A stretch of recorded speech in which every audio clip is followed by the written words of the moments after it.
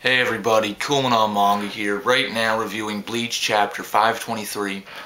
And for the first chapter back in the new year, Kubo has really done it up this week. Overall, very good chapter of Bleach. Best of the week for the big three for sure. Although it was a short read, some key things were mentioned in this chapter. The semi-origin of the Zanpakuto. We got to see the true identity revealed of Unohana Yachiru. So Unohana Yachiru is the most diabolic criminal to ever grace Soul Society. So basically, we found out that Unohana, the healer, the one that I thought was like the most unevil, apparently she has a very bloody past. Very bloody past. And Kenpachi seems to have given her her only wound. That's pretty crazy. Now, we also find out from the new Captain Commander that when Kenpachi and Unohana cross swords, one of them will die. Yeah, that's pretty crazy. I didn't expect this at all. But I guess since Unohana is the first Kenpachi, and Kenpachi wants to be the only Kenpachi, I guess it has to be. But anyways, let's get to a chapter summary. There's not much really, but so we get back into Oetsu's cabin, his little shack, and he states that the Zanpakuto, or he states that after Ichigo and Renji figure out that there are hundreds of restless things coming towards them, Oetsu tells them that there are over 6,000 members of the Godi 13, and every squad member is given an unnamed Zanpakuto when they enter the academy. So these Atsuchi, as the Zanpakuto are actually called, are somehow turned into his sword and then given to a Shinigami as an unnamed Zanpakuto. Through training, the Shinigami's spiritual essence merges with the Atsuchi, or whatever it's called, and gives it its power. So I guess that's why Ichigo and Isshin have the same Bankai. Well, not the same Bankai, but basically the same Zanpakuto. Because their souls, or their soul essence, is very similar. Thus, they would have very similar Zanpakuto, like a clan, sort of. How each clan would have their own style. These have their own style of Zanpakuto. So Ichigo and Isshin both have Zangetsu, both created from their soul essence. So there was no Zangetsu in Soul Society before Ichigo and Isshin Kurosaki. So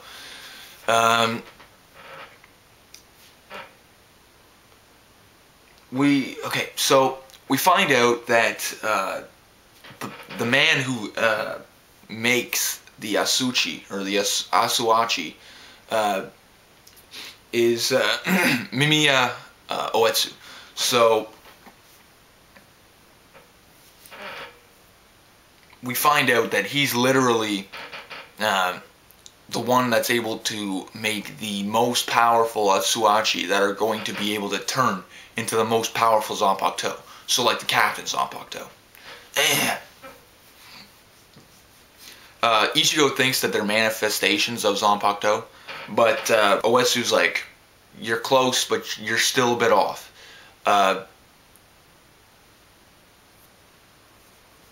He says it's somewhat different, but what you really need to know right now is that these Asuachi do not like you. They hate you because of how you treated their brethren.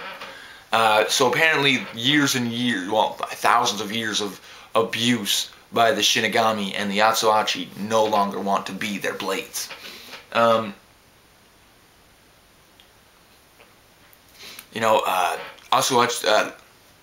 Oetsu states that, the way they swing, the way they grasp their sword, the way they fight, the way they think of it as their subordinate or their family or their pet or anything like that, that is what makes the Oetsu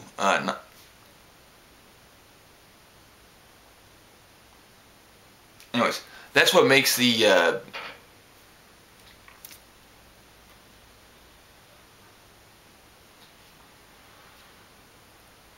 Asuachi. Okay, anyway, so that's what makes the Asuachi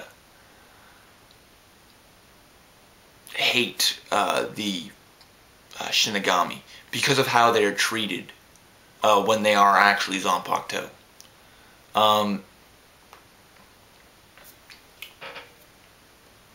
We see the Asuachi that are like fighting Renji and Ichigo. You see that they're crying. And, Oetsu's like, the way you think of the Zanpakuto makes them hate you.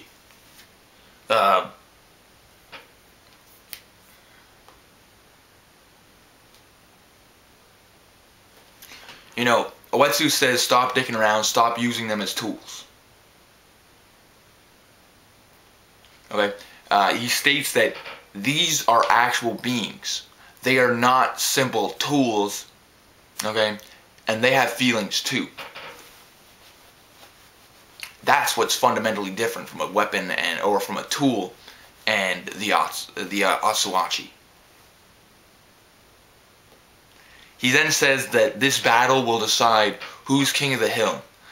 So who's stronger, the Zanpakuto or the Shinigami? We then go... we switch back to Soul Society. We see the bottom level of, I guess, where they keep their prisoners. So the bottom level, right below where Aizen is. The door opens, Kenpachi steps in, and this is the place that Unohana and Kenpachi will settle their score, because apparently they've had a battle before, and it got pretty intense, apparently. So Unohana states that this is the only place that they can fight to their heart's content, because they can't allow Kenpachi to, or Zaraki Kenpachi, to swing his sword freely above ground. Kenpachi states something about, Unohana says that the only reason we are here is because the head commander has allowed us to train here. That is the only reason that we, who are not criminals, would ever be allowed down here in the eternal nothing, because it's apparently this eternal field of just nothing, basically. So Kenpachi says, well, no, you're wrong. See, because if we weren't so good at killing, we would be normal criminals. Okay? Unohana, this is scary as hell now, right here, okay? Unohana looks up, face pale, like, oh my god, crazy, man, like, psycho bitch right here. And she says, well, that's true.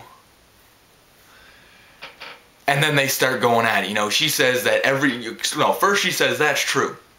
But you're talking too much, Kenpachi.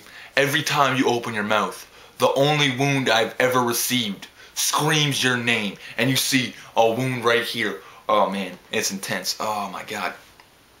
Then you see Kenpachi, and he's like, oh, you think your wound's the only one screaming? Oh, I got another thing. Oh man. literally, this is going to be intense. This is going to be the battle of Bleach right now, because, like, damn, this is going to be the battle of Bleach. Kenpachi versus Unohana, holy shit. But anyways, we go back to the Captain Commander, the newly appointed Captain Commander, and he seems to be reading over old documents. Now, Unohana was in the very first of the Goaty 13. So she was the first Squad 11 captain. Yeah, she wasn't Squad 4 captain. No, she was Squad 11 captain. And the reason why it is built up the way it is now, that everyone's afraid of it because all the members are crazy and shit. It's all because of her. Alright, she's the one that made it that way. She's also the most diabolic criminal ever to step foot inside Soul Society. So apparently, until head captain Yamamoto asked her to join the Goaty, she was just straight up crazy beast, killing everything. Also the original Goaty are known. The original Goaty 13 are known as the strongest in all of existence. So she's still there, and she was 11 back then. That's crazy. But anyways, very good chapter of Bleach. We find out, that at the end, Unohana or Kenpachi will have to die in this fight, which is unfortunate. So overall, very good chapter. Hopefully they can continue this, because Tite Kubo has been killing it for the last 2 weeks. Well, no, not 2 weeks, but the last month or two. He's been killing it.